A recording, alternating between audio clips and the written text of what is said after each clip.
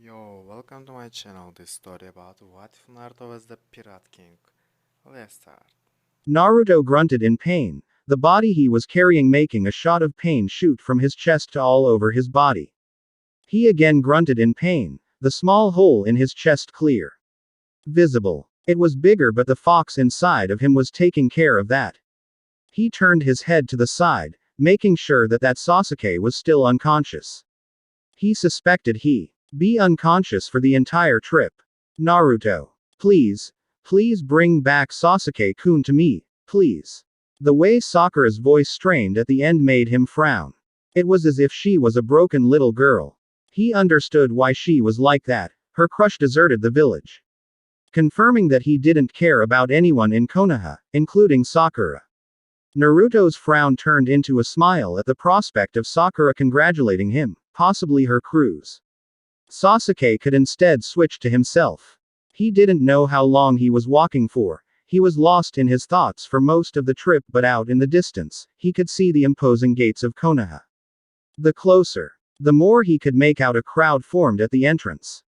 No doubt his toad messenger had gotten to Ba-chan. Naruto eyed the two Chunin who were seated at the entrance. Both men gave Naruto a shocked look as if he wouldn't be able to complete the retrieval mission. Naruto IGN. The two men and made his way past the entrance. The crowd surrounded the gate while a pink-haired girl stood in the middle, waiting for Naruto to get closer. He stopped gently placed the unconscious Uchiha down, making sure not to hurt him further than he already had. I did it, Sakura-chan. I brought him ba. A fist quickly hit Naruto's head, making the blonde-haired boy collapsed onto the ground. He looked up in confusion at Sakura. Why had she hit him? He fulfilled her promise. Girl looked at him with eyes filled with rage. Why did you almost kill him, Naruto baka? I told you to bring him back, not kill him. The pink-haired girl screamed at him. He tilted his head in confusion. Sasuke had in it. The fight. He only defended himself, but he brought back Sasuke. I tried to talk to him, Sakura. He wouldn't listen. I bet those are lies. My mother was right all along. You are a demon. That statement froze Naruto. To hear his crush calling him was the village called him for most of his life truly hurt him. Naruto looked at the girl, sadness filling his eyes. Quote, sorry, Sakura. I tried to talk to him, to get him to come back, but he wouldn't listen. Stop lying, demon. She merely yelled back. The girl brought her fist back, intending to hit Naruto again, only a hand to swiftly wrapped around Sakura's wrist. The girl turned her head, ready to chew out whoever stopped her. Finally taking in the appearance of the person, Sakura paled. That's enough, Sakura. You will not hurt your teammate when he fulfilled the promise you gave him. Tsunade's authoritative voice ringed out. Sakura scowled. But she was swiftly cut off by the mere look that the Hokage had given her. Sending the woman another scowl, the pink-haired girl walked away. Kakashi, take your traitorous student to the hospital. I'll take Naruto. Hi, Hokage-sama, responded a silver-haired man with gravity-defying hair. His mask a signature for the Jonin. When the man picked up Sasuke, he gave Naruto a dissap gaze. The man quickly disappeared. Tsunade walked towards the injured and battered boy with a frown. How bad? I don't know. The QB healed most of it, he replied, scratching his head. Tsunade merely nodded. She crouched, finally noticing the small hole in his chest. Seeing this, woman growled. Naruto shook his head at the woman. Don't worry, Ba-chan. A Chidori wouldn't stop me that easily, Naruto replied with a chuckle that slightly pained high. Hearing that, Tsunade growled even louder. He shoved a Chidori through your chest. Naruto looked away, not answering Tsunade's question. Tsunade brought an up under Naruto's knees and one behind his back. She gently lifted the boy bridal style and sta. Making her way towards the hospital. Naruto gently laid his head on the woman's left breast. He heard Tsunade's heartbeat. He focused on that. His vision and hearing slow faded out, throwing Naruto into the realm of unconsciousness. Land of Fire. Konoha. Hospital. Naruto awoke with a groan escaping his lips. He felt as if he was covered in bandages from head to toe. He could feel the cloth wrapping around his body. Several of the Must have sent an alert to Tsunade, who only after a few seconds of waking up, the blonde-haired woman entered the room with Shizune. Naruto. Shizune whispered. Her eyes were wide in shock at the condition that Naruto was in. Tsunade looked at the boy in sympathy. She knew what was going to happen. The blonde Danzo and the two other elders had informed her of their intentions. They had planned to banish Naruto. She didn't agree with this. She told them that as Hokage could simply veto the decision by the elders. Danzo actually smiled at her. That damn triumphant smile. He said all he would need is to bring up the issue to a vote for both councils to decide, and if the Hokage vetoed the issue, then they would simply vote to rescind the veto. Hands were tied. She didn't want to tell the Naruto about the decision. She wanted Naruto to have one last happy moment with the both of them before the village that he protected during the Chunin exams betrayed him. Ba-chan. Shizune Ne-chan. Naruto shouted excitedly. Naruto gave the both of them a trademark grin. Shizune smiled at the boy while Tsunade gave Naruto a pained S. Of course, the blonde didn't catch the meaning behind her smile. Shizune sat down next to the boy and gave him another smile. How are you feeling, Naruto? Shizune asked. Naruto scratched his head, thinking. I'm just sore all over. The fox is probably gonna take care of that, Naruto replied. Shizune gave the boy a nod. The three of them continued to talk for a few minutes before Tsunade had to inform the blonde that the two of them had to go. Naruto gave Tsunade a sad look, but it was replaced with a smile and a nod. The two women left and Naruto laid there on his bed contemplating his future. Sasuke was back. Team 7 was probably going to be dissolved. Oh, how toxic the team is. Sasuke doesn't like either Naruto or Sakura, while Sakura thinks he was a demon. Naruto frowned at that thought. He knew that most of the civilia viewed him as a demon, even most of the ninja, but he would never have thought that Sakura would think that. She had mentioned that her mother was telling her that he was a demon. Naruto again frowned. Sakura's mother was filling her head with poison. His room door opening. Naruto out of his thoughts. Naruto turned his head and saw Kakashi walk in with a disappointed look on his face. That man looked at Naruto and shook his head. How could you do this, Naruto?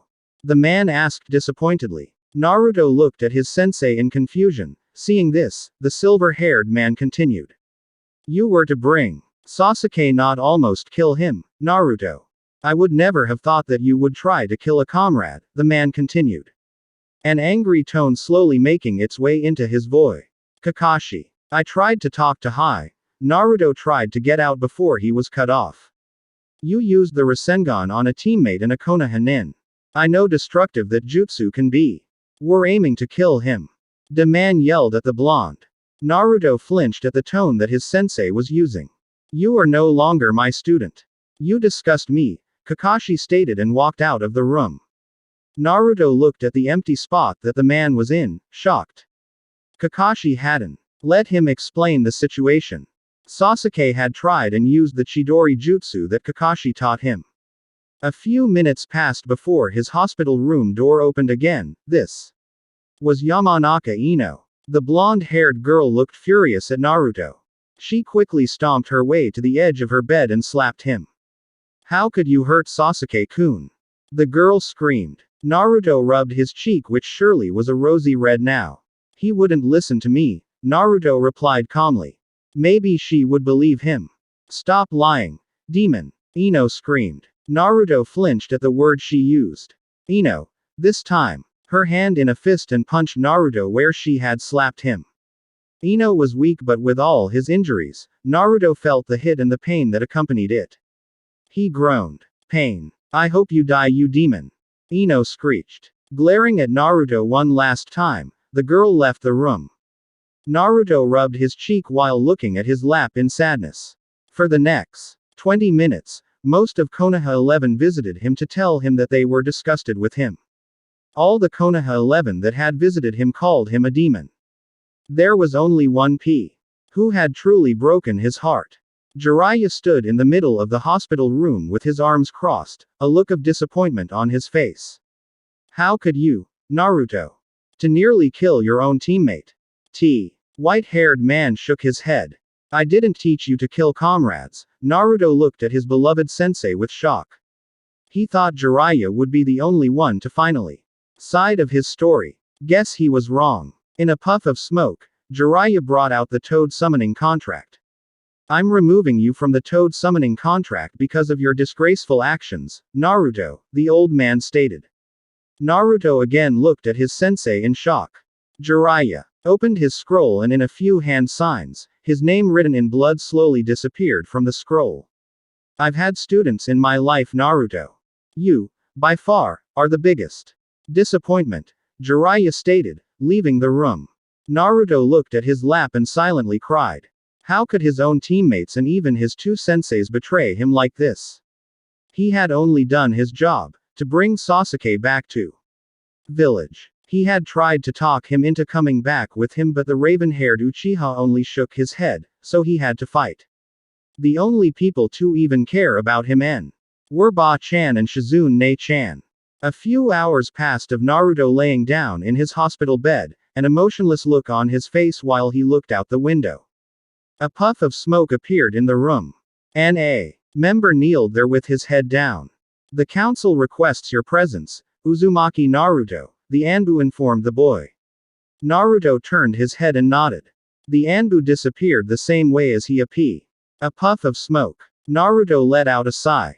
Most likely the council wanted to know the details of the mission. He slowly got out of the bed, making sure to not overexert himself. Naruto got dressed in his usual orange jumpsuit. He tied the Konoha headband around his forehead and left the hospital room, making his way towards the council chamber. Inside the Hokage Tower. Council room. The council was filled with every clan head and the civilian side of the council was also filled. The three elders of Konoha sat there proudly. Mitokado Homura, Udatane, Koha and Shimura Danzo. At the head of the council table sat Senju Tsunade, Hokage of Konohagakure. She had dreaded this moment from the very moment that the elders infer of their decision. Hopefully, Naruto would understand why she had to do this. She had no choice in the matter. The council sat there in silence for a few minutes before the double doors of the council room opened. An orange-clad Naruto walked in with his lips in a tight line. Tsunade looked at the boy with sympathy while most of the council room looked at the boy in disgust and contempt. Uzumaki Naruto reporting. Uzumaki Naruto. The sickly sweet voice of Udatane Kaharu rang out throughout the room. You were assigned to the Sasuke retrieval mission and was tasked to bring Uchiha heir back to Konoha. While you have done that, the circumstances of the mission and your actions are of great concern. During your fight with Uchiha Sasuke, you attacked him. Seeing that you couldn't beat the Uchiha heir, you resorted to using the nine-tailed fox, Mitokado Homura Kanten. Naruto looked at the old man in shock. That's not what happened. You knew of the risks of using the nine-tailed fox's power, but yet, you used the power anyway to hurt the Uchiha heir in a fit of jealousy. You have become a danger to Th. Village, Shimura Danzo stated. The young boy looked at three elders in shock. This story was a lie, the only person who could have told such a thing. Sasuke. Wait a minute. Tsunade shouted. That's not what Naruto told me. Danzo merely looked at the Hokage, shaking his head. What he has told you were lies. Uchiha Sasuke. Us the true version of the events that transpired at the Valley of the End.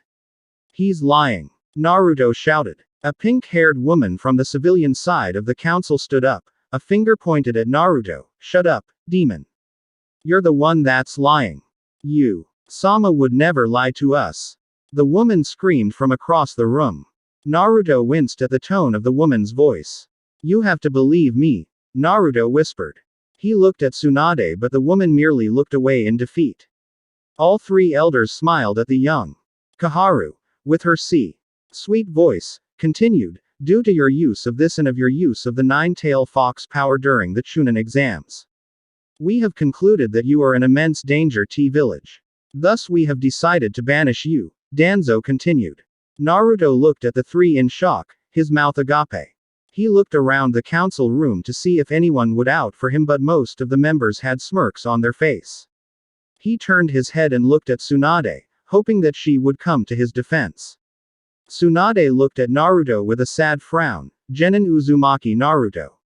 Shinobi number 049284, Tsunade yelled out. Naruto's body stiffened. This was Ba-chan's Hokage voice the had come to learn. Hi, Hokage-sama, Naruto replied in an emotionless voice. Tsunade flinched at the boy's voice but nonetheless continued on.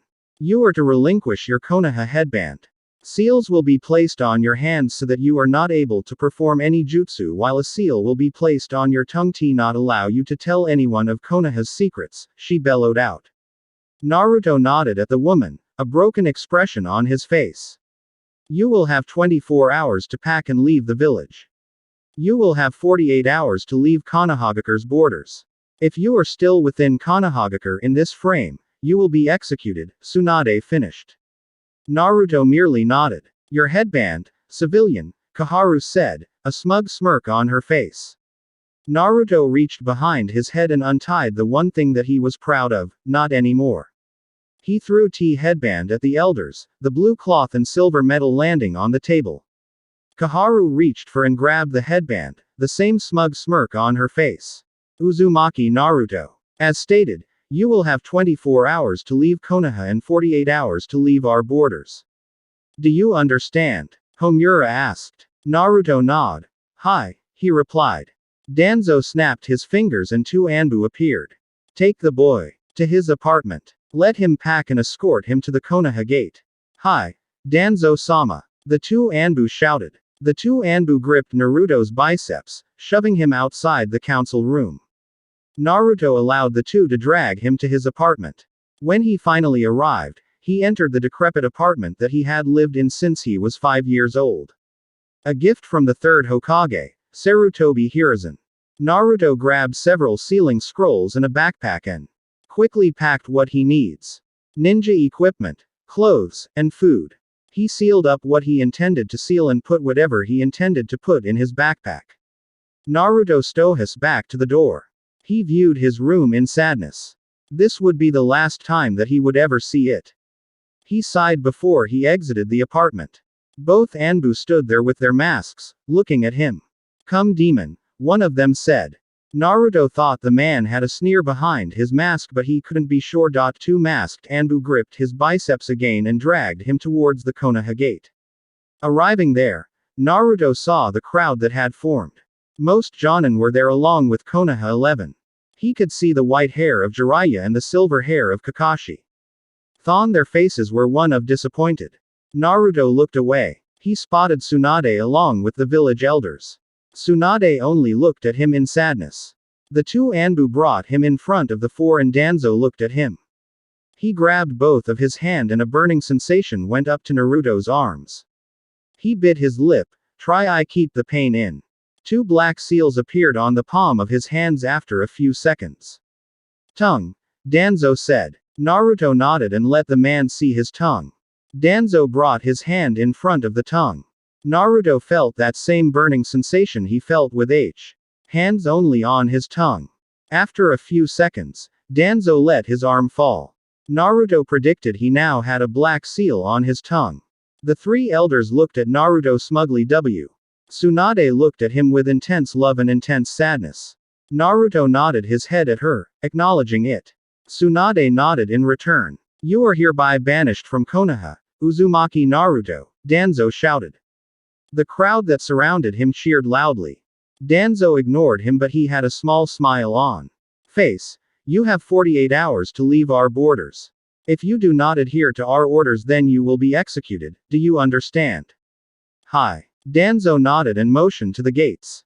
Naruto walked towards the gates and turned his head back to the crowd and Konoha 11. Most of the genin had disgusted and disappointed looks on their faces. Both Sakura and Ino had looks of murder. Jiraiya and Kakashi looked at their former student with disappointment. The crowd was cheering, sending insults his way, the world demon being the most common one being used.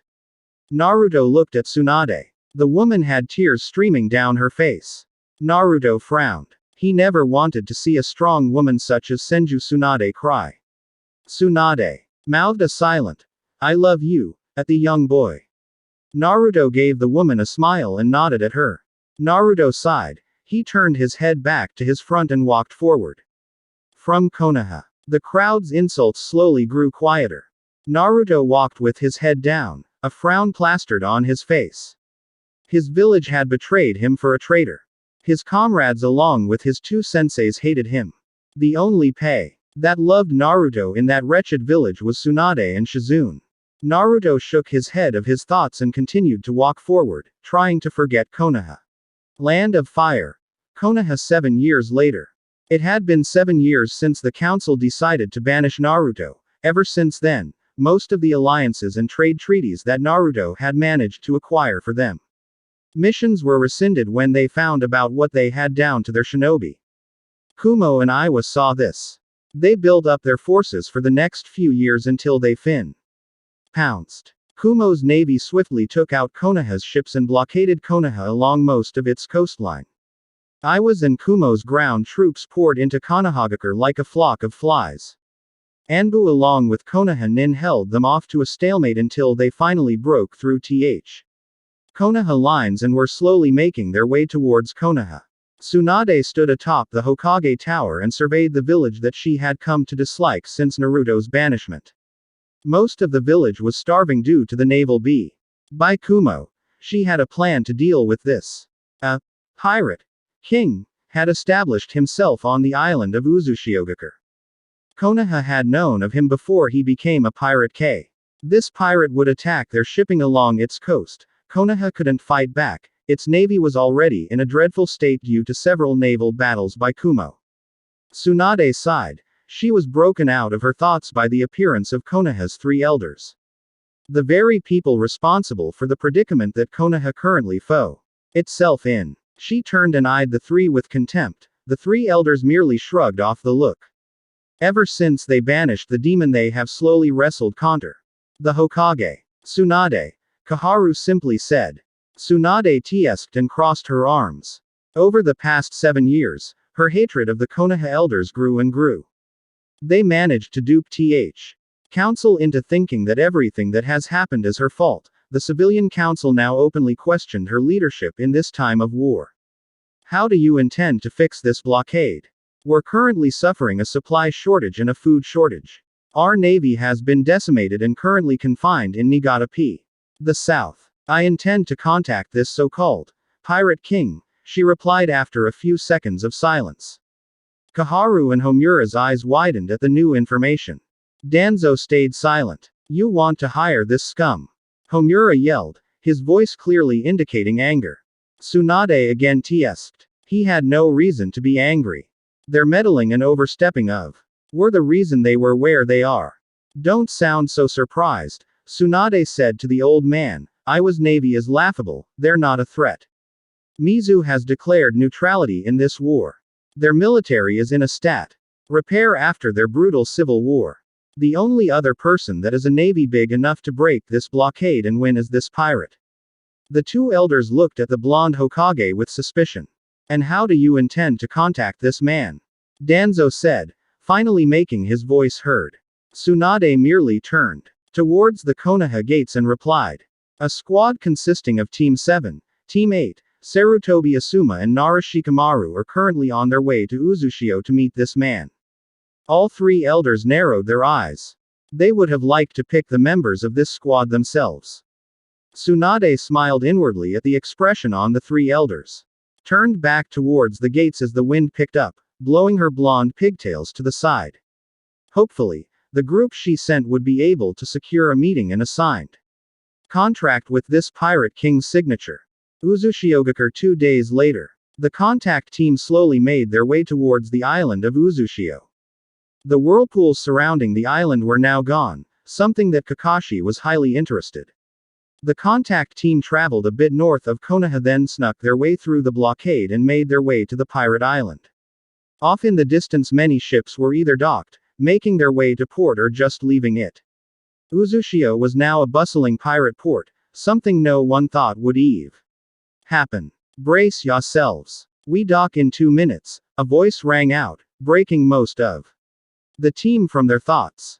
The voice belonged to an old man with gray hair and a gray bee that they had paid to try and sneak them past the Kumo blockade.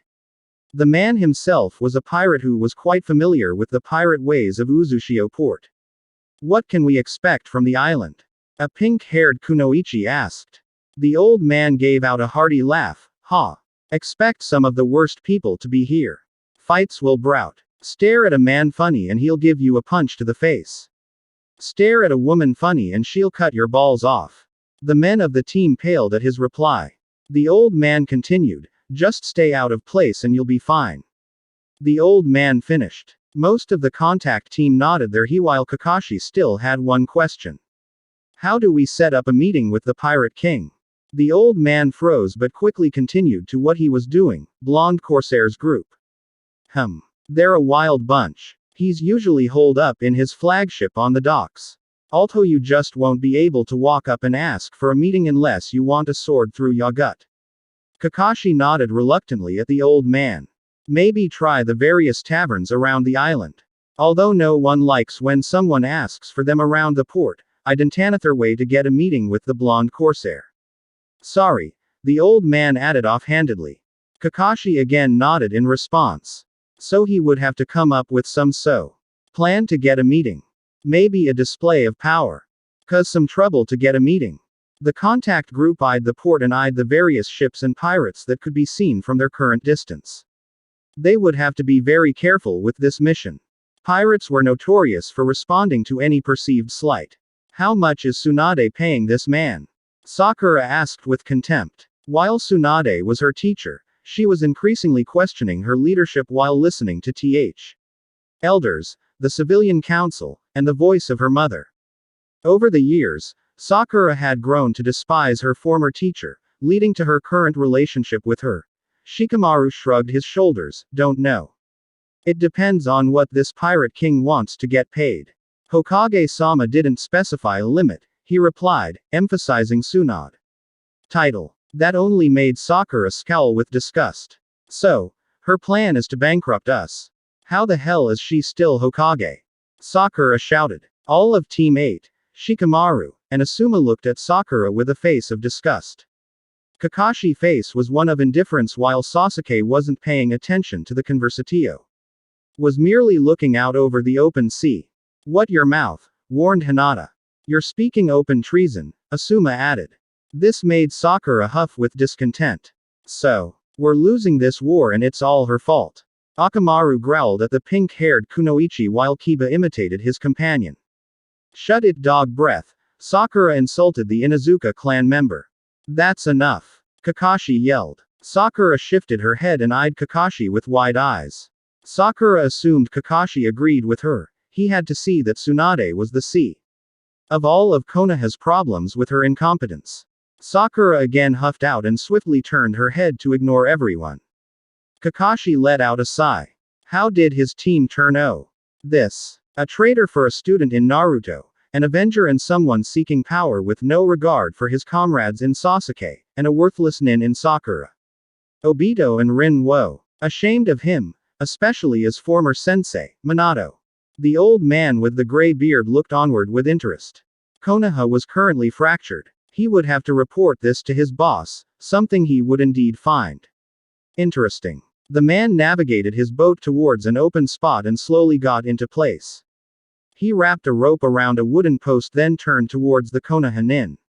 And we're here. Remember, don't cause a fuss and don't draw attention towards yourselves. As long as you follow those rules, you should be fine. The man stated with a while he clapped his hands. Now, forgive me but I have someplace to be. The old man stepped onto the wooden platform and made his way further into the dock and Eve left the Konoha nin alone. Kakashi turned towards his group and frowned under his mask. Don't cause trouble, he merely said while making sure to look directly at Sasuke and Sakura. Sasuke ignored him while Sakura let out yet another huff. As if she needed supervision to stay out of trouble, she wasn't a bad kunoichi like some other nins. The contact group split off into two groups. Team 7 with Shikamaru and Team 8 with Asuma. Shikamaru's eyes darted to every direction trying to get his surrounds imprinted his mind in case if anything were to happen. He could already see some pirates were eyeing them suspiciously, that wouldn't bode well for them in the future. The two contract groups have already spent the past few days in Uzushio. Currently, Team 7 along with the Nara Air were seated in a corner inside a bar trying to listen for information that held potential. Sasuke ignored everyone, like always. Sakura was smiling and was liking the attention that some bar patrons were giving her with their lusts. Stares. Kakashi sat still with his alcoholic drink in hand pretending to drink while Shikamaru's ears were perked and his eyes scanning the room for any danger. And danger came when a group entered the bar and looked around for someone specific. Their eyes landed to the corner where Team 7 were. One of them pointed in their direction while the Reed smiled and nodded. Incoming, Shikamaru whispered, alerting the group to the danger. The group of pirates reached their table and a tall person who the contact group assumed was their leader stared at them menacingly. The man coughed. So, you're the outsiders, the man said accusingly. Is there a law forbidding outsiders? Kakashi asked with his trademark eye smile. The tall man's face morphed into a scowl. No. But we don't like your kind, replied the tall man. Sasuke growled but Kakashi placed a hand on his shoulder calming him down. One of the pirates shifted his gaze to leader Yushi. He told us to bring them to him. This information perked up the contact group. Were they bring them to the Pirate King? Bring us to who? Kakashi immediately asked. Our boss wants to talk to you, Yushi stated. Who? Shikamaru emphasized. The Pirate King, replied Yushi. At the name drop, the bar immediately went silent with a few murmurings and whispers taking place. The bartender froze mid-swipe of hand-eyed the group with a scared look. The name, Pirate King, began to be whispered by several patrons. And what does this Pirate King want with us? Asked Shikamaru. Sakura looked at the Nara incredulously. Why the hell was he ruining the mission? They needed to meet H. Like I said. You're outsiders, and we don't particularly like outsiders. Shikamaru hummed and was satisfied with the reason. Sakura flushed. Oh. So that's why Shikamaru asked that. No matter. She knew this group was incompetent due to Tatsune's support of them. Yushi motioned with his hand for the group to stand up. Which they did willingly. Both groups walked silently out of the bar into the dead of N. And went on a path towards the docks. You are not to speak unless spoken to. You will not attack anyone on the ship. You will respond when the boss asks you a question. And most importantly, you are not to disrespect the boss. We clear? Yushi told them. The group nodded simultaneously, agreeing with the man. Yushi huffed and went back to silence. After a few minutes of walking, the group finally made it to the part of the docks that held the Pirate King's flagship. This part of the docks was flocked by members of the King's crew. Most, if not all of them were eyeing the Konoha with suspicion while some gestured obscene things at them while others gestured something to which they assumed was that they would be murdered. When they got to wooden board with several bumps that acted as a pathway, they could see Team 8 along with Asume were already on the ship. All of them except Asume nervous. Their gaze shifted towards Team 7 when they boarded the ship. Kakashi. They got you too? Asuma asked. Kakashi nodded. Fairly obvious that they were taken as well since they were there. How long have you been here? Shikamaru asked. 10, 20 minutes maybe. Replied Hinata confusedly. Kakashi and Shikamaru both nodded. Yushi looked towards several pirates and nodded his head. One of them entered the cabin and for a few minutes, everyone was met by silence. Until said pirate walked out again. He nodded towards Yushi. Alright, outsiders. You've been given the rules, remember them. Or else we'll have trouble, Yushi shouted. Konoha all nodded. Out of the cabin walked out a red-haired woman with large breasts pressed inside of a kimono, a sword, and dagger attached to her hip. The red-haired woman stared at each and every one of the Konoha with utter discontent and disdain. The woman spit in front of the group then scowled at them. Damn Konoha. You're the trash of this place. You're lucky I can't ram my sword through each and every one of you. Sakura scoffed. The woman turned her attention to the pink-haired Kunoichi with a frown. Something you wanna say, Pinky? Sakura's face flushed then scowled. She took one step before a sword was placed onto her throat. Sakura's eyes widened with shock. The red-haired woman was no longer front of them but behind the pink-haired kunoichi while holding the sword in a backward grip. The red-haired woman leaned in next to Sakura's ear. I'd be careful with what emotion you display. I could slash your throat right now if I wanted to, the woman whispered. A cold shiver traveled down Sakura's spine.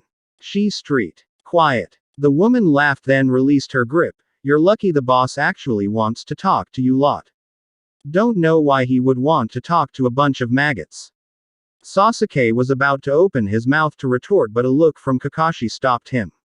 Sasuke scowled at his former sensei but looked away. The cabin door opened suddenly. Out walked a long blonde-haired man wearing the usual pirate garb. He had 2 swords strapped to his hip. Several scars ran across the man's body. It was obvious who Tsunade would send. The man stated, now tell me why the fuck you guys are on my island, on my boat, showing your damn faces to me.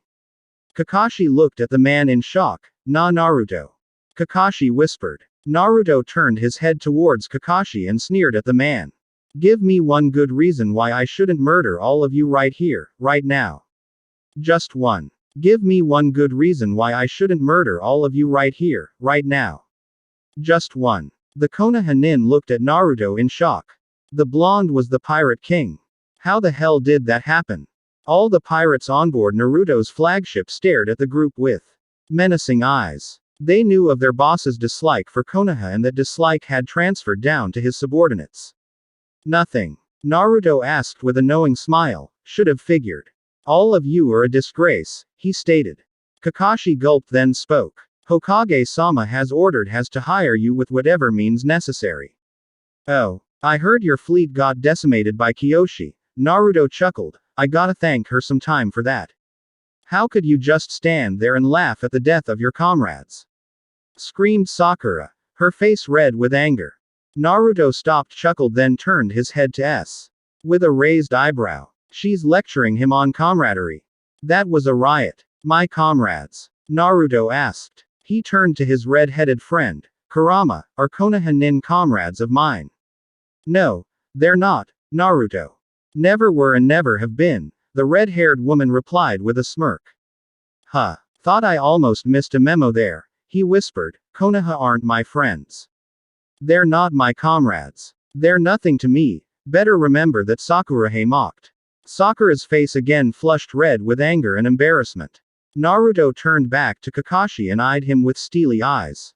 What's the woman offering? Hokage-sama didn't give a limit. She has tasked us to bring you to her. You may then work out a contract with her. Kurenai spoke instead of Kakashi. Naruto eyed the red woman. Kurenai was one of the few who didn't hate him before he was banished, but she didn't rise up to support him either. Naruto scratched his chin in contemplation. Kurama looked at him in shock. You can't seriously be considering this. She shouted. After all they've done to you. Kurama shouted. Naruto raised his hand and lowered it, telling her to calm down. Kurama closed her eyes and huffed but nodded. Naruto returned the nod with a smile. Why was Kurama out of his seal, you might ask? Well, you can thank Akatsuki for that little mistake.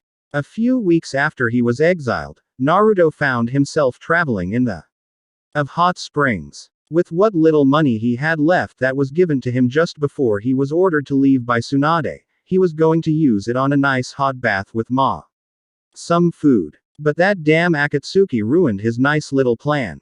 Itachi Uchiha and Kisame Hoshigaki ambushed him while he was walking down some path. The fight didn't last long.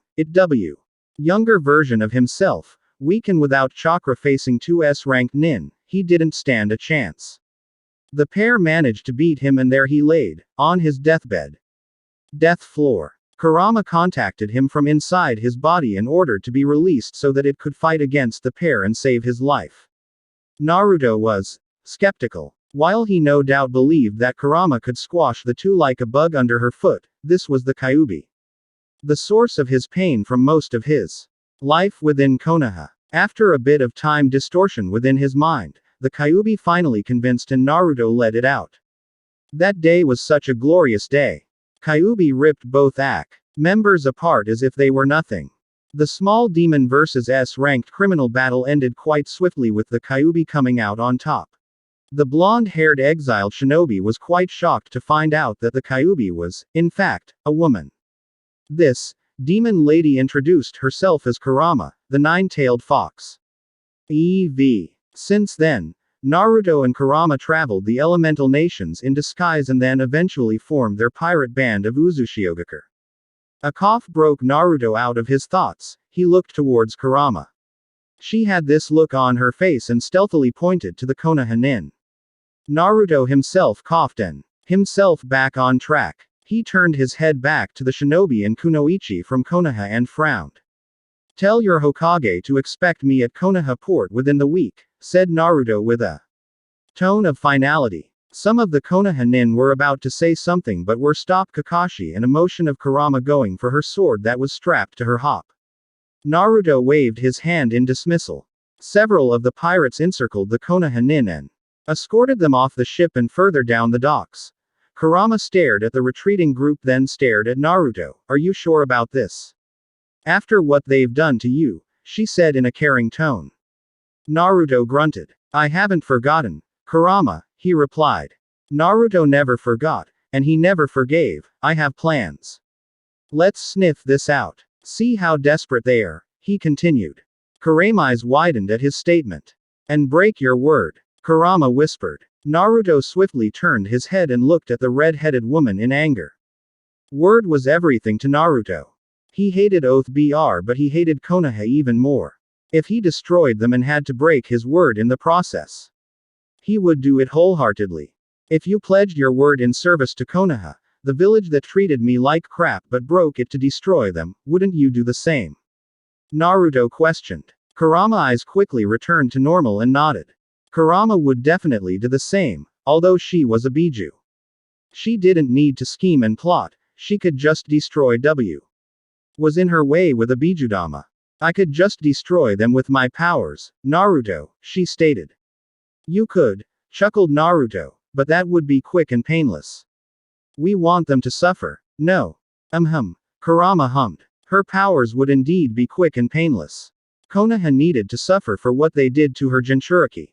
They need to feel the pain they see. Him but doubled. Kurama blinked. "How'd you know Kyoshi decimated Konoha's fleet?" Naruto once again chuckled. "We write to each other, Kurama.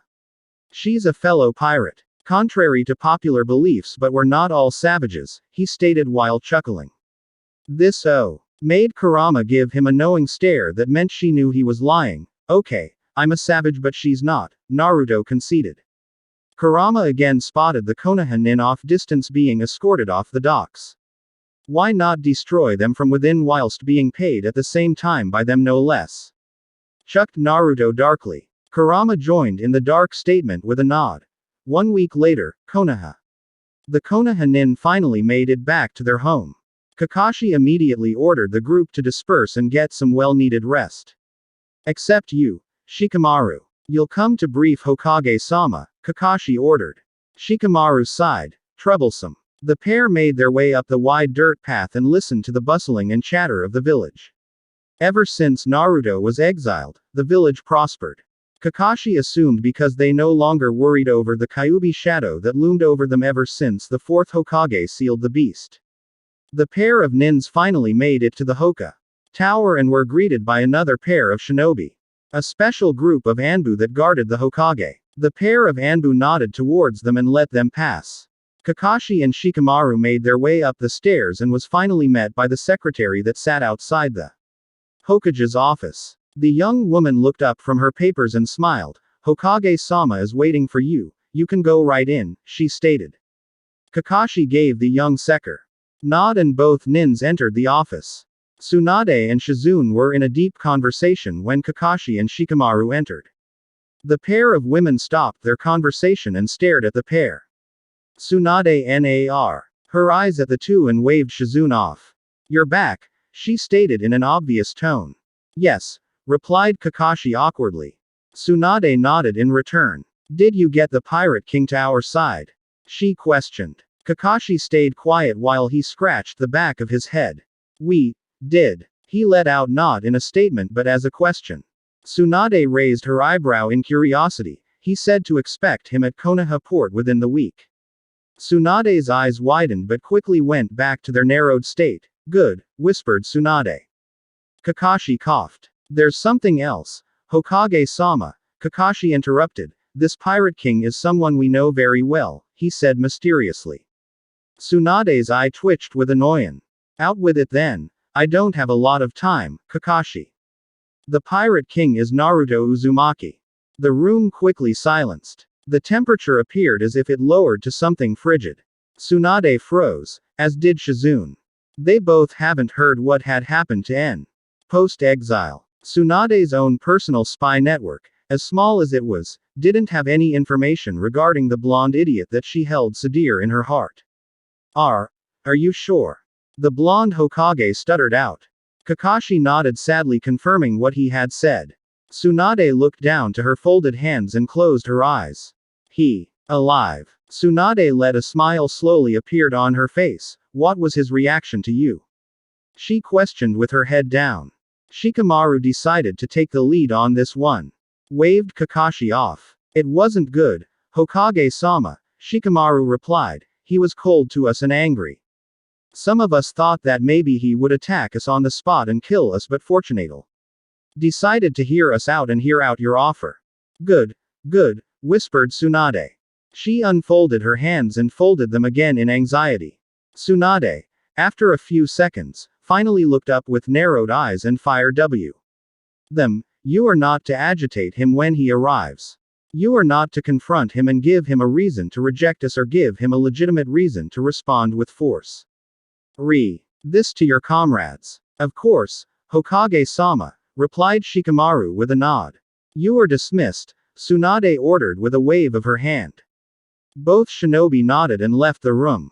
Tsunade and Shizune both stayed quiet for what felt like an eternity. Both of them. He's alive, Shizune whispered in a watery tone. Tsunade looked up and spotted Shizune wiping a few tears from her face. A smile spread on it. He's alive, whispered Shish. Once again. Tsunade nodded. He is, she replied, but it seems he doesn't like us. It's understandable given what Konoha did to him. What I don't get is, why did he accept the offer? No doubt he also offers from our enemies. He is known as the Pirate King. He does have a reputation, Tsunade theorized. What was Naruto's motive when he accepted this offer? Surely he declined. She understood if he did. After all, Konoha did to him, she herself would decline an offer like that if presented with it. But Naruto accepted. Why? Was he sentimental? Did he have a secret plan regarding Konoha? Tsunade shook her head. Maybe the offer of money convinced him. She did give a limitless offer. Someone as known as the Pirate King commanded a high price and Konoha needed him after the pirate Kyoshi destroyed most of Konoha's FLE. Service of Konoha's enemies. I'm just glad that he's alive and is coming back, whispered Shizune, who interrupted Tsunade's thoughts. Tsunade hummed in agreement. She was glad that it was finally confirmed that he was alive. After his exile, she knew of his movements. That is up until a fierce battle took place in the land of hot springs against Akatsuki. Tsunade had off the massive battle and she herself felt the intense chakra that was used. She had sent out a squad of Anbu to see what had happened and all they found was a fierce battle and a small crater with destruction surrounding it. Tsunade had known was Itachi and Kisame that had intercepted the blonde exiled ninja based off the tracking that Jiraiya's spy network provided, and it all ended with this battle. After that, had disappeared off the face of the map. No information, no sights, nothing. Until now. Tsunade again let another smile spread across her face. She was finally going to see the blonde idiot after so long, and she was excited. 2 days later, Konoha docks Tsunade, Shizune, the Konoha elders, and the 2 Konoha councils along with important Konoha shinobi and kunoichi stood at the Konoha docks while they waited for the king to finally make it to port. Off in the distance, they spotted the massive fleet of said pirate king. Danzo eyed it, then turned to Tsunade. While I do not like this, I do have to comment your initiative. Tsunade chuckled. Is that a compliment, Danzo? She asked. Danzo growled and turned back to eye the pirate fleet that was slowly making its way closer and closer to Ko. All three elders were concerned that the unruly pirates would cause chaos within Konoha, but Tsunade had assured them that this wouldn't happen. After about 10 minutes, a massive ship broke off from the pirate fleet and slowly docked within Konoha's port. All assembled spotted the men and women that worked on deck of the ship. They spotted a red-haired woman giving orders to various men and women. Said woman turned her head and eyed the assembled Konoha group with dis. While she was happy to follow Naruto's orders, it didn't mean she had to show this people kindness. She absolutely detested this village, and when she spotted some of Nabusers along with the three Konoha elders, it took her all her willpower to not unleash of Biju Chakra and completely destroy this group. The flagship finally finished its docking and several pirates made their way off the ship.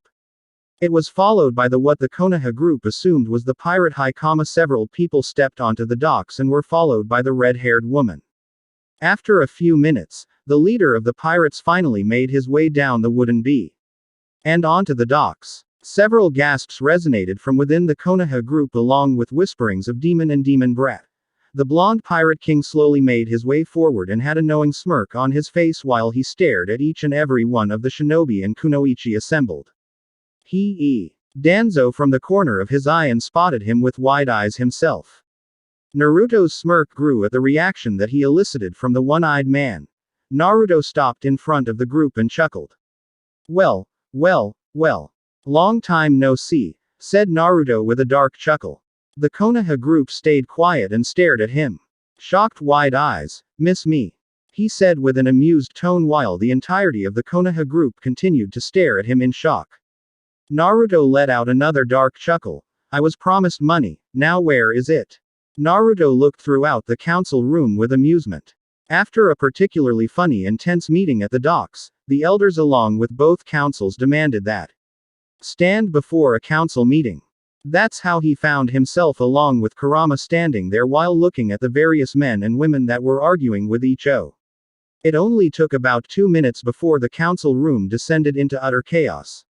The civilian council argued that Naruto was in violation of his exile and should be executed without remorse. Some on the shinobi council agreed with the civilian side. There were only a few people who supported him, all of which he could count with one hand. Among those in his camp was the blonde-haired Hokage, Tsunade Senju. Naruto eyed the woman as she argued in his support while saying that Konoha needed his fleet of wanted to break the blockade that surrounded their lands. Kurama turned her head and stared at Naruto with her own amused smile. Oh, how she loathed both sides of the council. She witnessed them when she was sealed inside. Previous jailer, Kushina Uzumaki. This lot was a pitiful bunch if she was being truly honest with herself. She wondered why Hiruzen Sarutobi allowed them to grow more under his reign while doing nothing to curtail their growing power. And from what she saw now, Tsunade had all but given up on caring about what the council did. We can't let the demon work for us. One of the members of the civilian council shouted from her seated position on the civilian side of the council room. The woman spore hair that was styled in a bun, the awful color of dark pink, and invaded everyone's vision. The woman was huffing in and out as if imaginary steam was being blown off her aya. Agreed. We kicked him out for a bloody reason. Why the fuck is that demon brat back in our village? Another member of the civilian council shouted in support of the pin-haired woman. The man looked similar to the woman emotion-wise. His face flushed with anger. Naruto stood silently with a small smile on his face, amused. After the two civilian council members voiced their opinion, their side of the two-chamber council erupted into multiple shouts and screams. Most were for the Hokage to ex the demon brat while others were demanding for the Hokage to forcefully expel the pirate. Tsunade had her closed with her hands folded together in front of her face, one eyes twitching while closed. The blonde woman looked quite annoyed. Both Kurama and Naruto couldn't blame the woman. If this was what she had to deal with whenever she had to attend council meetings, both Kurama and Naruto would have murdered them by now. Enough! Shouted Tsunade. The civilian side of the council quickly went silent. Tsunade opened both her eyes and made a gesture with two of her fingers. I'm this close to Murdering you people. At this threat, several of the council members turned paper white. Some of them stuttered out apologies while some of the members directed glares of hatred and disgust. Pirate pair. This only made Naruto raise an eyebrow. They are certainly brave, not for lack of trying, thought Naruto. I have decided to hire the pirate king known as Naruto Uzumaki, stated Tsunade. She gave a look at the civilian side as if daring them to speak. Since our fleet has been destroyed by a mercenary pirate known as Kyoshi, a blockade was set up for the past few months by our enemies. The first task that I'm going to assign him is the blockade so that much needed supplies can finally start making its way through to Konoha again, Tsunade finished. Naruto wasn't surprised at his first mission even though he wasn't consulted about it. Granted, he did just arrive in Konoha and he assumed that Tsunade was in a hurry too. Her newly acquired fleet. Breaking the blockade was indeed the prudent thing to do, otherwise, Konoha would slowly continue to starve until the village either surrendered. Conquered. Is that wise? A voice asked that broke Naruto out of his thoughts. He turned his head to the voice and frowned at the sight of Kaharu Utatane. The sickly sweet voice Thahad remembered long ago when she was involved in his banishment. He had always hated the old woman and had hoped that she would die of old age while he was in his exilement, but unfortunately, life wasn't that gifting when it came to him. Giving that kind of power to a pirate, the woman said with a thinly veiled disdain. Naruto chuckled quite openly, which attracted turned heads. Kaharu pursed her lips and glared at Naruto, which only made the blonde chuckle quite loudly. Naruto stopped when Tsunade decided to cough to bring the council back on track. What are your demands, Naruto? The blonde Hokage asked. Naruto merely tapped his chin for a few seconds. What do I want? Should I go for money? Ask for Kaharu, Danzo, and Homura perhaps for their obvious injustice that was done to me. Several of the council members openly growled at the blonde pirate while the three Konoha elders narrowed their eyes at such a suggestion. It was true that they fabricated evidence and testimony to finally get rid of the demon for the betterment of Konoha and her people. Danzo took the opportunity to seal Naruto's chakra, but he lied to Ever about the severity of said seals. These were permanent. Naruto was no longer able to use his chakra aside for the small amount of Kyuubi chakra that still resided within H. Even these paled in comparison to his large chakra reserves that he once had. And Naruto knew this with the way he was staring at Danzo as if to say, I know what you did. Danzo remained unmoved, openly glaring at the man with narrowed eyes. What do you think, Kurama? Naruto asked the red-haired woman who was so far quiet. Oh, we're definitely asking for money, she replied with a toothy grin, a whole lot of money. How much? Came the cold voice of Danzo. Naruto once again tapped his chin in curiosity. Over 100 million ryo should right about do it to acquire my services, Naruto said. The council stayed silent at the sheer amount of money the pirate was requesting. The stayed like this before the council room descended into absolute chaos again. The civilian council shouted and yelled while gesturing at Naruto while others shouted threats. Quiet. Tsunade once again yelled, making the council room shut up again.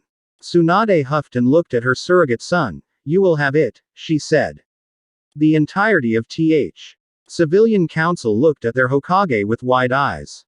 Anything else? Tsunade continued. I want my parents' inheritance, demanded Naruto quite coldly. No. Immediately came the voice of all three elders. Some members of the shinobi side of the council looked at Naruto and the elders with curiosity. Why did the Konoha want to deny the man his inheritance? Staying with that fact, wasn't Naruto an orphan? Some members of the shinobi council asked themselves. Who are your parents? Sume Inuzuka asked with a tilted head, finally joining in the negotiation. They were. We said no. Kaharu cut the blonde off with a voice of finality. Naruto raised an eyebrow. They were quite insistent on keeping the knowledge of his parents a secret to the members of both councils. Unfortunately, you don't get to decide that, Naruto stated with a smug smile while giving Tsunade a look. All three elders glared at their Hokage while shaking their head. Konoha needed that large inheritance for the betterment of the village and not some pirate who would squander it as a pirate would. You'll have it, Tsunade agreed while nodding her head. No, he won't. The three elders continued with their orders. Danzo made a small gesture with his hand and immediately the room was filled with Anbu with a certain sim. Their masks. Tsunade's eyes widened at their intrusion. Were the three elders really going to deny her order with force simply because of who Naruto's parents were? I was wondering when they were finally going to make their move, said Kurama with a bored tone. This only made Danzo's lone eye twitch with annoyance. His root ANB. Known for their stealth and for this woman to sense them quite easily made him mentally glare at the red-haired woman. It would seem this group of Anbu would have too executed if they indeed lived this confrontation. You sensed them too, huh? Naruto whispered. Kurama nodded and placed her hand on the handle of her sword that was strapped to her hip. What is the meaning of this, Danzo? Shouted Tsunade as she swiftly got up from her seat at the end of the table and glared at the man. Danzo merely sat and looked at T. Woman with his lone eye. We have ordered that the pirate's parents not be revealed. You will comply with that order. You are not Hokage here, Danzo. Tsunade once again shouted. Anbu. She shouted. Several Anbu quickly appeared. Some had kunais in their hands while others had or tantos, ready to fight. Danzi growled at the defiance of the Hokage. Tsunade. Kaharu's sweetly sick voice resonated through the room. There's no need for violence here. You just have to obey us this one time. No need for violence. Tsunade repeated. You three are the ones who initiated this. I will not have you jeopardize the acquisition of the Pirate King just because of this. Kaharu shook her head sadly. Then violence it is then. One of the rude Anbu swiftly ran across the wood table at Tsunade with a kunai in head ready to thrust the tool into the heart of the Hokage. By the time Tsunade could respond, the masked attacker was already upon her. The root Anbu quickly thrust the kunai at the heart of the woman. Only for the hand of the root Anbu to smack the floor with an audible thud. Next to Tsunade stood Naruto with his sword unsheathed and a dark look on his face. The Ru was about to respond before he was beheaded by the sword of Kurama who appeared behind the masked attacker. Tisk. To openly attack your Hokage, that is treason, honorable elders, Naruto mocked the trio. A spraying sound resonated throughout the room immediately which drew attention of all those present. Every single root Anbu laid on the floor with their head cut off while their necks sprayed blood throughout the floor. Behind these bodies stood Kurama with a feral grin on her face while she licked the blood off her sword. Danzo's lone eye widened at the swift dispatching of his forces. Naruto winked with his right eye in Kurama's direction which Kurama returned with a smile. Naruto sheathed sword and cracked his neck. Well, that was quite easy. I heard so much of this root Anbu, about how tough and cold they are. An elite force, chuckled Naruto. Not that elite to be honest. I don't care. Why Hiruzen was even about your little group, Danzo. The said man stood up from his seat and glared at the blonde pirate. This isn't over, Uzumaki, he said before taking his leave. Tsunade leaned into the ear of one of her and quietly whispered an order. The masked man nodded then disappeared from the room. Now, does anyone want to question me? The Hokage said sweetly. Most, if not all of the civilian council members were sweating bullets while the shinobi council stayed were. Aside from the swift end of the root Anbu, it was quite predictable what the outcome would be. At least for Shikaku, it was. Naruto pushed the headless body off the wood table and sat down in its spot, a smile on his face. Now, we can continue negotiations. 2 hours later, Naruto and Kurama calmly back to the docks. Both had small smiles on their face at what they had just negotiated. More than 100 million Ryo's payment, his parents' inheritance, and full. He already hated staying here. Hopefully, going out to sea and breaking the Kumo-Iwa blockade would satiate his hunger for killing since he had to deny himself to kill the haired banshee. Several coughs from Konoha 11 broke him out of his thoughts. He looked up and saw them all staring at him expectantly. He raised an eyebrow. What? You fuckers aren't getting on my ship. Ino along with Hinata and some others cringed at the use of foul language but nodded. Naruto had changed, and it seemed it wasn't for the better. He didn't come and will help Konoha, only the offer of money enticed him. Several of Konoha 11 looked at the blonde sadly. It would seem his will of fire was no longer there, they thought. Naruto walked onto his flagship and ignored Konoha 11 willingly. He felt the wind next to him pick up. He didn't need to look to know that it was Kurama returning from due. The pink-haired bitch at the hospital. Start the undocking process, Kurama. We have a blockade to break and people to murder. Finally, replied Kurama with a feral grin, we get to kill some people. The calm waves resonated throughout the deck of the ship, the pale moonlight illuminating it. On top of a barrel, sat a man with a Kumo headband, a knife in his right hand. With an apple gripped with his left. He dug the knife into the apple and sliced a piece off. Before the man could pop it into his mouth, the door beside him suddenly opened. Startled, the man jumped, the apple slice sliding off the knife and onto the floor. The man groaned as he stared at the now dirty apple slice. He turned his head and glared. Person who made him jump. It was a woman, young with black hair and electric yellow eyes. Seriously. He half shouted and half whispered, I was really looking forward to this apple, Kyotetsu. Kyo laughed. You were looking forward to an apple, Jinna. Really? Kyo said and laughed even more. Jinna looked away and stared across the open ocean. Shut up. Groaned Jinna. We're doing a blockade and yet we're the ones low on supplies. Kyo shrugged. That is some sense of irony. Don't worry you, big baby, the woman joked. We should expect a resupply either tomorrow or the day after, she reassured T. Young man. Jinna huffed. He wasn't particularly fond of his assignment post.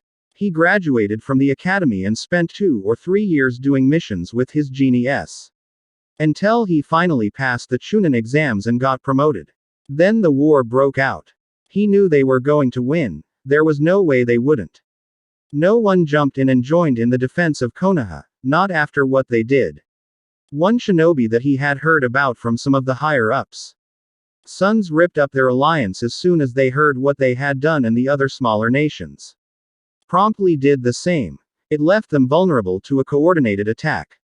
Which is exactly what happened. Kumo and Iwa launched a coordinated attack, now Konohagakure. The run. Hey, Kyo, started Jinna, what's your opinion on the war? He asked curiously. He never heard the woman's opinion on the war.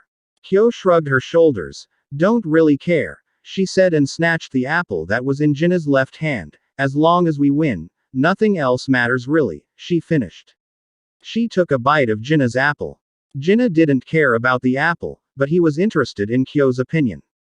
Hopefully, not that many lives are lost on Kumo's side. Jinna shrew his shoulders and lifted his head to eye the pale moon. A sudden ringing broke Jinna and Kyo out of whatever they were thinking or doing. They both turned their heads in the direction of the bell. Off in the distance was a SMA that was making its way towards them. Jinna looked at the small fleet, perplexed.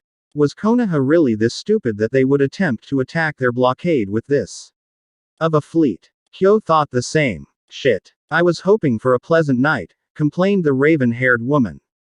Jinna nodded his head in agreement. Before the man could voice his opinion, an arrow whizzed by them. Jinna heard the thump of the apple hitting the floor. He turned and his eyes widened. Kyo was clutching throat with wide eyes, an arrow thrust into her throat. Her wide eyes looked at Jinna. She tried to say something, but all that came out of the woman's mouth was blood. Of sweat rolled down Jinna's face. What should he do? He didn't know what to do. Kyotetsu slowly went limp, her body collapsing onto the floor, dead. Jinna looked at the body of his friend. More arrows whizzed past him. He turned his head and tried to where these arrows were coming from. It was the opposite direction from where the small Konoha fleet was. Then, his eyes widened. Slowly, the area in opposite on the left side of the ship shimmered. All of a sudden, more than 20 ships were upon them. He spotted a red-high woman on the deck of what appeared to be the flagship. She was holding a bow. She carefully notched an arrow into the bow and let it fly. Jinna eyed the arrow and quick L. His upper body back, narrowly escaping the arrow hitting him. Now that the blockade fleet was alert, several Kumo nins joined Jinna on the deck. The enemy flagship rammed them on their left side, then a large wooden plank slammed onto their desk. On top was a blonde-haired man with a sword in his right hand and an axe in his left. The man shouted with exuberance and the wooden plank landed with a loud thud at the ship. One of his Kumo comrade beside him shouted and charged with his own sword. A feral grin made its way onto the blonde's face. Before his Kumo comrade could swing his sword, the blonde man swung his axe into his comrade's neck, then thrust his sword through his head. "That all you got?" the man yelled. He kicked the Kumo nin free of his weapons and charged at Jin and his comrades. Jinna quickly drew his sword, but before he could react with a defense, the blonde man threw his axe that split his head in half. "Naruto!" screamed Kurama as she made her way onto the Kumo deck. "Leave some for me, I wanna kill people too." Naruto dodged a sword swing and gave the redhead a grin. "Then here," he shouted back and shoved the Kumo nin that was in front of him towards his companion, a Gifme. Kurama merely shook her head in annoyance. The Kumo nin took the shove in stride and tried to attack the redhead, only to be stopped by something fluffy. He looked and saw that a furry tail was holding him in place. He looked up and spotted the same feral grin that was on the redhead. Kurama thrust two of her tails into the man and ripped him in half. Her grin grew bigger when she felt the man's bloodbath, the three tails that she used. Then she felt a sword thrust into her back and through her chest. The demon fox turned her head and eyed the wide-eyed Kumo man who was gripping the sword that was currently rammed through her back. "That was a mistake," she muttered darkly to the man. "What do you mean?" Before the man could finish his sentence, one of her tails decapitated him. The body slumped to the floor with an audible thud that was supplemented with the roaring of cannons, yells, and shouts in the background. Kurama reached behind her and pulled the sword out of her chest with a grunt. "Damn pansy," she muttered disappointedly. She looked over to where Naruto was last and saw him surrounded by several bodies as he rammed a sword through one of the nin. She shook her head with a smile. Both her and Naruto truly felt alive when they were both killing, mostly her than her blonde. A roar of lightning suddenly broke her thoughts. She looked around her to try and find the source of the roar, only to find a lightning bolt swiftly making its way towards her. She tsked. She raised her palm and deflected the lightning jutsu as it was nothing. The Kumo nin who launched it stood there wide-eyed before an invisible chakra wire cut through th.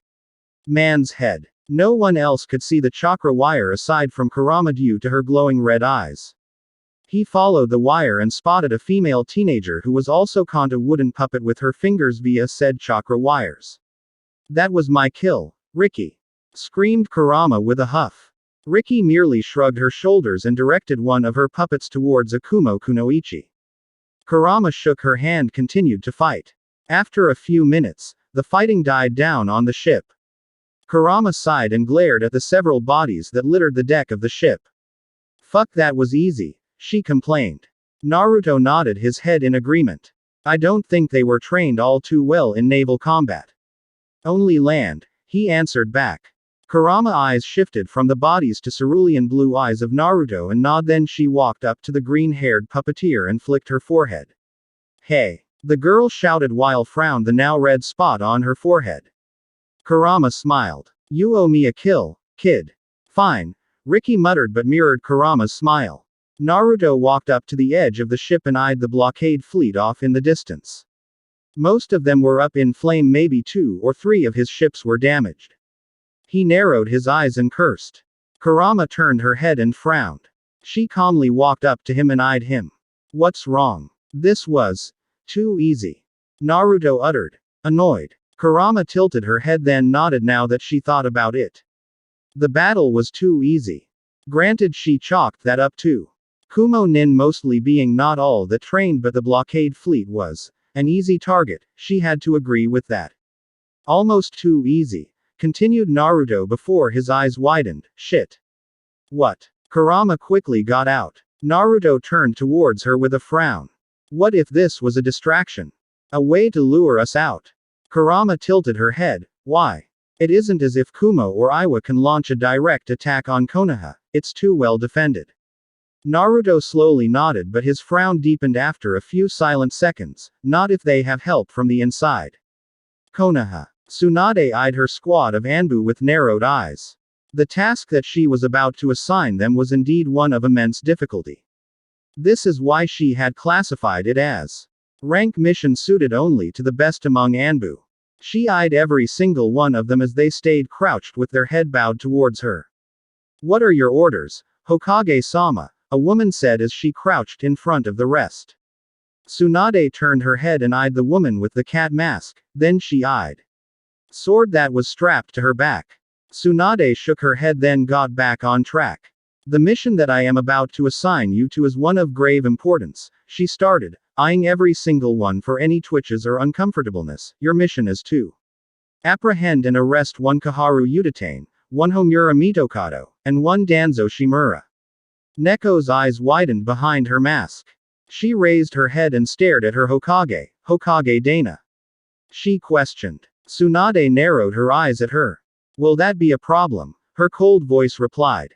Neko quickly shook her head then bowed it. No, Hokage-sama. Consider the three arrested. Good, Tsunade said. Dismissed, she finished with a wave of her hand. The group of Anbu swiftly disappeared. Tsunade sighed and rubbed the bridge of her nose. Koha. Homura will be easy arrests. It was Danzo that had her worried. She knew of his route Anbu and now that he had ordered them to attack her, they were now public and KN. Was only a matter of time before they had to expect their swift arrests. Was that wise? A voice called out. Tsunade granted even more at the voice that was behind her. She swiveled her chair and frowned at the sight of the white-haired Sannin. Jiraiya. They allowed their Anbu to attack me Jiraiya. That is treason. Her cold voice cut through the air towards the Sannin. It only made Jiraiya flinch. Yes, he agreed, but Haim, we need Danzo, Jiraiya stated as he tried to reason with his teammate. Tsunade merely raised an eyebrow at the man. Did they need Danzo? Now open traitor to Konoha. Why? Her cold voice cut through the air once again. Jiraiya finally entered her office and eyed her with serious eyes. We need his root Anbu and his spy network along with the man himself. He is quite powerful himself, reasoned Jiraiya, his spy network combined with my own. Surely. Can see the potential, he said, and his Anbu. We're in a war, Haim. We need all the help we can get. Tsunade growled. When the hell did Jiraiya fall so low as to defend Danzo Shimura? Absolutely not, shouted Tsunade. The man ordered an attack on me that either would have killed me or severely injure me. Haim. No. She cut Jiraiya that made him flinch, he will die. Jiraiya's eyes widened then narrowed. Are you so willing to kill a loyal shinobi? Loyal. Laughed Tsunade quite heartily. That was a nice joke, Jiraiya. That man is anything but loyal, and you defending him. Now I'm questioning your loyalty. Jiraiya's eyes widened again. You would arrest me? He whispered. No, she answered, but then her cold voice cut through him like a sharp knife. But if you threatened Konoha or her people. Tsunade finished and left the threat trail off. Jace shook his head then made his way towards the window. Before he jumped through it to leave, he turned to his blonde teammate. You've changed. Tsunade eyed the Toad Sannin as he left the Hokage building to what no doubt Tsunade assumed was to peek at the hot springs. She shook her head and rubbed the bridge. Her nose once more. She reached beside her and opened the drawer and withdrew what was inside. Tsunade gripped the glass bottle and the small porcelain cup and poured herself some sake. Why am she still Hokage of this rotten village? She questioned herself as she took a sip of her sake. Shizune slowly opened the door of the Hokage office and eyed her MSHE was drinking. It wasn't a bad sign since Tsunade is alcoholic, at least she thought so. Shizune sat down on one of the soft chairs in front of the desk and offered a SM. Smile. That bad. Hummed Tsunade as she took another sip of her sake. The next few days are going to be quite interesting, Shizune promised Tsunade as she looked towards the apprentice. Shizune tilted her head and looked at the blonde Hokage with confusion. What do you mean? I think we're going to have a civil war. Shizune froze. Civil war? She questioned in her mind. Was it because of the situation that happened with Danzo and the elders? It had to be. He did order his Anbu to at Tsunade. What she didn't know was if Danzo would come clean and quiet. From what she knew of the man, it had an intense relationship with Konoha and would do anything. Ensure its survival. Even if it's in his own twisted version of survival. Maybe he'll surrender, she suggested with a shrug of her shoulders, trying to seem calm. This only made Tsunade laugh heartily. Danzo surrender. Ha! That'll be the day, Shizune, the blonde Hokage joked as she chuckled. Before Tsunade could continue, a village-wide alarm started to blare. Tsunade quickly whipped to the windows with her eyes widened. No, she whispered. Both medic nins could see black smoke starting to rise from a portion of the village lawn. Sparks, fire, and dust from what both medic nins assumed was jutsus. My god, whispered Shizune herself. Tsunade continued to stare wide-eyed at that portion of the village. Was she wrong? Did she just make a terrible mistake? She turned, eyed Shizune ferociously. Shizune, go to the hospital and rally the medics in case there are any wounds or casualties. Let's see what this was about, Tsunade ordered. Before Shizune could get acknowledgement, Tsunade was gone in a swirl of leaves. Konoha. Tsunade reappeared close to the battle, her eyes widened at several of her Anbu licking their wounds while others stood over a wooden table with a map. Tsunade aproak them and coughed, which made some of the Anbu jump. Neko raised her head and frowned behind her mask. She didn't think that the Hokage would personally oversee arrest. What's going on? Questioned Tsunade. I heard the alarms and the fighting all the way from the Hokage tower. Neko nodded. Apologies, Hokage-sama. She apologized but continued, but it would seem Danzo and his root Anbu didn't take too kindly to us intruding and ordering high arrest. They stood firm and attacked, Neko explained with a grimace adorning her face behind her cat mask. While she expected the root Anbu to defend their master, didn't expect for them to fight with this much vigor. It would seem the rumors of Danzo's root Anbu being emotionless and extremely effect was true. Do not worry, Hokage-sama, another Anbu who had a dog mask began, we have it under control. We planned for resistance. Not this much, muttered an Anbu with a hawk mask.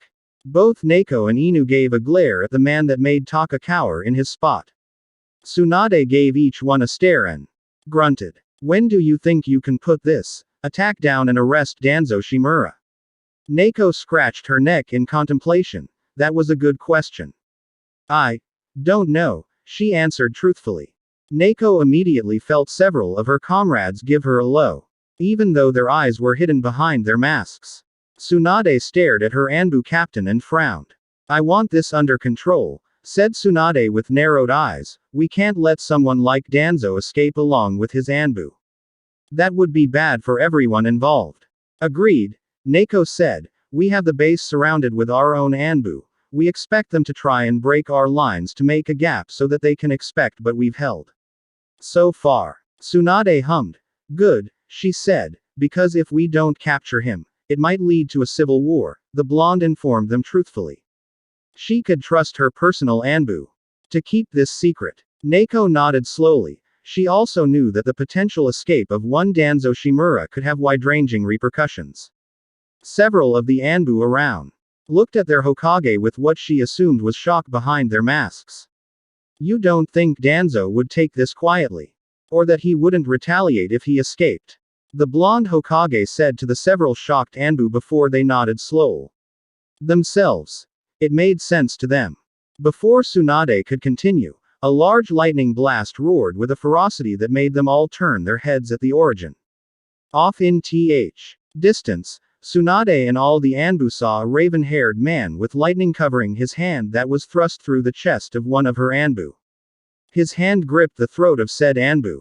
The man threw the Anbu aside and glared at the Hokage and the Anbu that surrounded her with protection, his blazing red eye. 3 tomo in each of them spun wildly at them. Was that Sasuke Uchiha? One of the Anbu whispered. Tsunade's eyes narrowed at the sudden appearance of the last Uchiha. It would seem Danzo had gotten to Sasuke.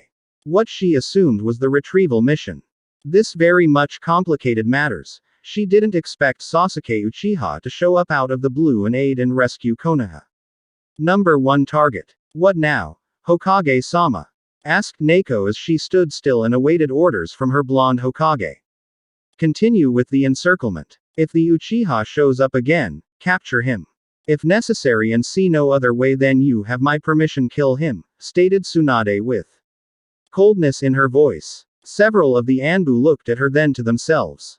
If necessary, they were about to end the Uchiha line, a line of what is essentially Konoha Roya. Hi, Hokage-sama, Neiko replied as she saluted her commander-in-chief. Naruto stood at the helm of his ship with narrowed eyes at what he had just done. Sure, he broke the unified blockade, but he was baited, or at least he assumed he was. A sneaking suspicion that this is what somebody wanted, who that someone was. He didn't know. Kurama stood beside the blonde pirate as she stared at the side of his HEA. Interest. What's the matter? Don't you feel it? He merely replied while continuing to look ahead. Kurama tilted her head and followed his stare. All she saw is open water and what looked like land. The air. Kurama. And the red-haired woman did just that. She closed her eyes and honed in her senses outward. She felt the air, the elements, everything. Kurama continued to sense until felt something particular. Her eyes twitched along with her face scrunching up. Something or someone was using lightning chakra. Kurama spun around on the helm of the like a ballerina trying to pinpoint the location. There, she thought as she stopped in the general direction. Her eyes snapped open, her slitted red eyes narrowing. Kurama raised her hand and pointed. That direction. Addressed Kurama, lightning chakra along with a bloodline. Naruto hummed. He followed Kurama's finger. It was the open ocean, but he could still make out the land. Now use that amazing vision you have. Kurama nodded. The black slit in her pupil narrowed even further than it already was, greatly enhancing her vision. The faraway land came into focus, the Konoha docks and harbor appeared. Kurama focused even more until her narrowed pupils returned to normal. Something is going on in Konoha, Naruto, Kurama said seriously as she turned towards the blonde. Naruto narrowed his eyes. What? A battle maybe. I saw black smoke rising up from the village. Something definitely happened, she replied. Naruto hummed while he stroked his chin with his right hand eye. Contemplation. So, something did happen, but what? The blonde thought with a frown. There were a few lightning users in Konoha, but he wondered whether it was an conflict or an attack by an outside force. The blonde let out a sigh. Finish up the blockade. We head back to Konoha in 2 hours, stated Naruto as he turned and headed for the captain's cabin. Several of the crew nodded in confirmation. Went about their roles. Kurama stayed on deck and narrowed her eyes in the direction of Konoha. She couldn't make out any more than what she told Naruto, but she still bad feeling about what was going on. Kurama shook her head and directed her attention to the rest of the fleet. Most of the ships were already almost done with their task. Breaking the blockade, and all she had to do now was wait. Captain's cabin. Naruto set down his axe on the wooden nightstand that was next to the door and sighed. He untied the harness that was holding in his sword and its scabbard and placed it. The nightstand along with the bloodied axe. He made his way around the wooden desk and sat down. He gently rubbed the bridge of his nose in contemplation. Now it was waiting game. He opened his eyes and eyed the several parchments that were messily laid onto his desk. One stuck out in particular. A letter from his old friend Kiyoshi, who was now being employed by the enemy. Such was the life of a pirate and mercenary. He quickly skimmed the letter. It was nothing but the words of an old friend. He had met a year after he was banished from his former village and served on her ship for another 2 years until he finally got his own ship and formed his own crew. Nei had battled alongside Kiyoshi multiple times over the years and even battled against her a few times. At that thought, Naruto smiled. Kiyoshi was always a stubborn person. She always gave a tough fight. He was on the winning end of some of those battles but on the losing end of a few as well.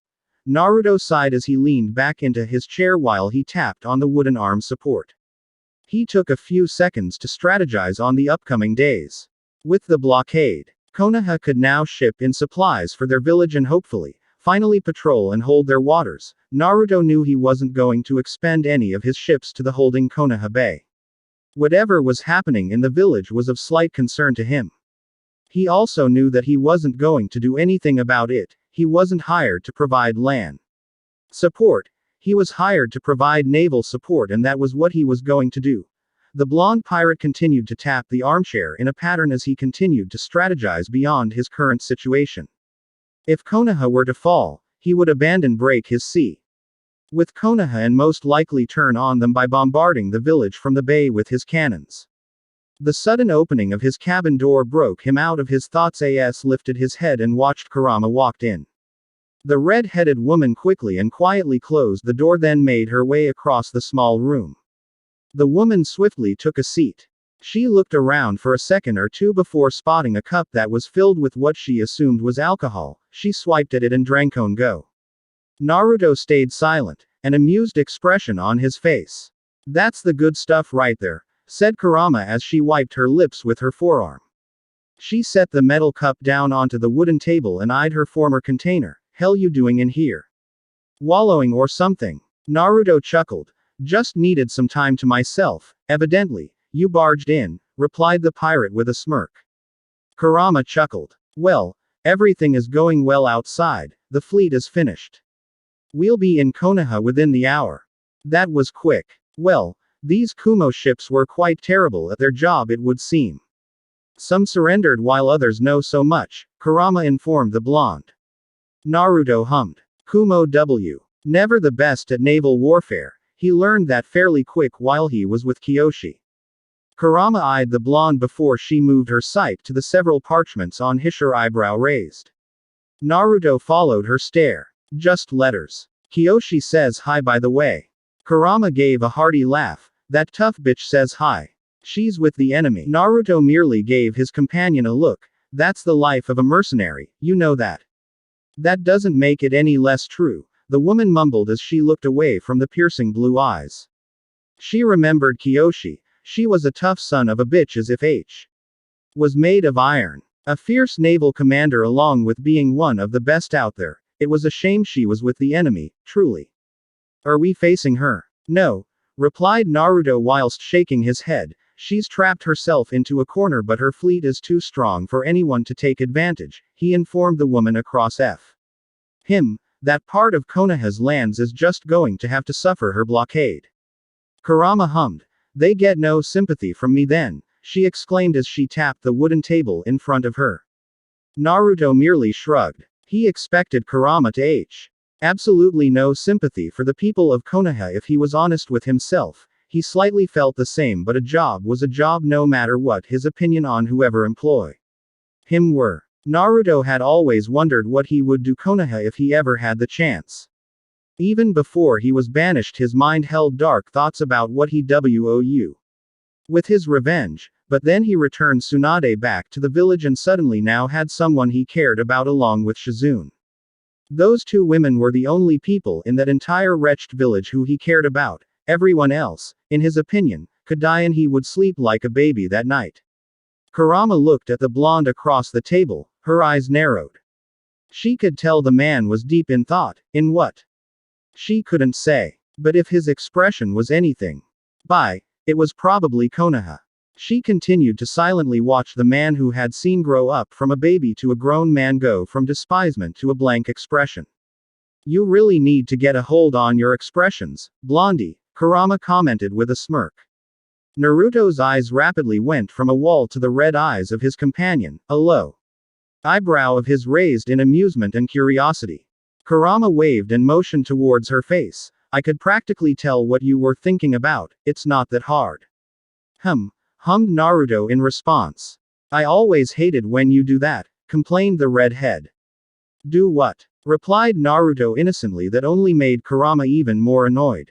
"Your fucking response. It's annoying." Naruto merely shrugged. Kurama's eye twitched. "I hate that too," mumbled Kurama. Naruto let out a chuckle. "Learned it from you, didn't I?" The look Kurama displayed was one of admonishment. Naruto once again only gave her a shrug. "What? It's true," he replied. Kurama again gave him a look only to let OU chuckle at her dearest friend. She refilled her cup with alcohol and toasted her drink to him. Land of Fire outskirts. Why don't we just storm Konoha? Why are we just waiting around her doing nothing? Akumo Nin questioned as he swung a kunai around with his index finger. Several friends within his unit nodded in agreement with him. They had the numbers, but Konoha Nin are quite a fierce bunch. A death from them equaled 3 to 5 deaths of th. Own. And Iwa Nin to his right hummed in approval. Agreed. We're already blockading them and we already stormed their lands. Konoha is quite vulnerable right now, he surmised. With their combined forces they overran Konoha border but suffered great losses which led to their current predicament. The Iwa Nin agreed with his fellow allies. Comrades would die by the hundreds, but at least stain upon the world that is Konoha would fall. That at the very least counts for something to their already fallen comrades. Those are not our orders, a sudden voice rang out. All shinobi quickly turned their head towards a man dressed in Kumo gear and wore a white mask with designs on it. Kumo symbol etched onto the forehead region. Several of the shinobi frowned at the man's words. This unit of Anbu were quite a stickler for rules and followed every ord. Were given to the letter. They never disobeyed. Of course you would say that, a comrade commented with a frown. The ANBU's head slowly turned to eye the man but merely stayed quiet. This soulless stare unnerved him and he finally looked away. You have your orders and you will not disobey them. Disobeying them means death, the Anbu stated in a monotone voice as if he was reciting something. Several of the shinobi and kunoichi looked at each other before they turned their attention to arriving nins. Several of them were more Anbu along with several strong-looking shinobi.